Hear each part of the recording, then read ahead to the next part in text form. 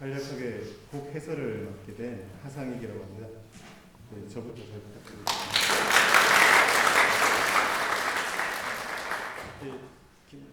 해설이 처음이라 긴장돼서 저도 좀 앉아서 하겠습니다.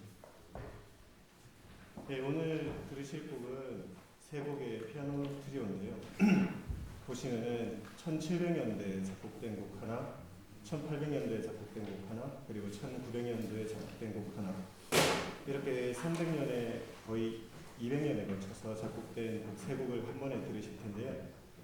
음악에 대해서 많이 들어보신 분들도 있겠지만 그냥 곡을 들으신다기보다는 하나의 연주회로서 어떠한 구성으로서 이 곡들이 의미를 가지게 되는지를 좀 알고 들으시면 훨씬 재미있게 들으실 수 있지 않을까 싶습니다.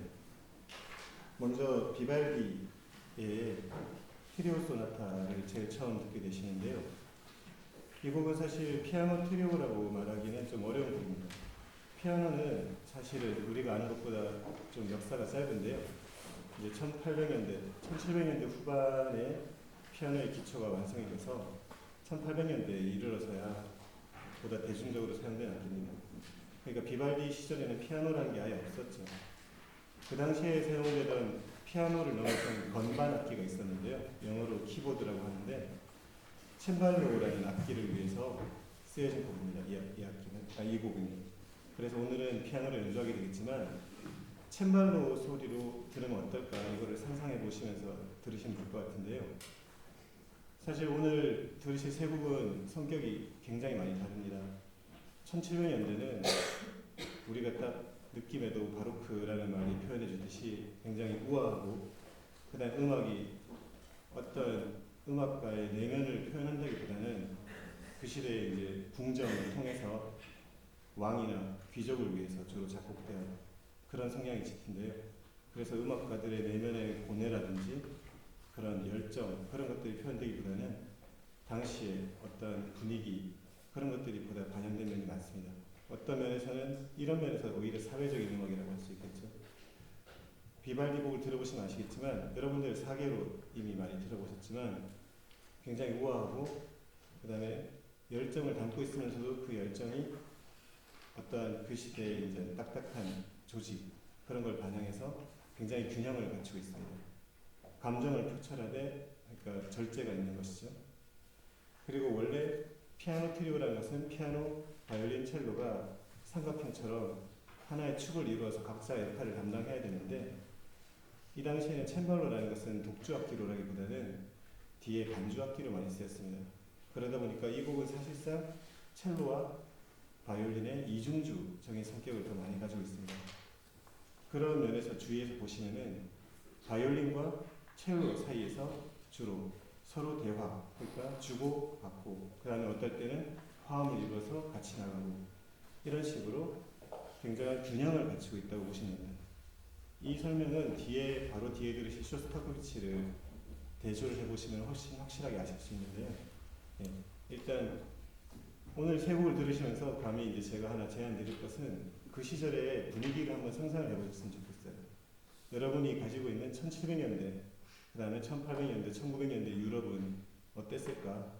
모두 다 각자 이미지가 있으시겠지만 그 이미지를 떠올리시면서 그 시절에 한번 돌아갔다고 생각하시고 들으시면 훨씬 그 음악이 가지고 있는 의미가 더 강조되지 않을까 싶습니다.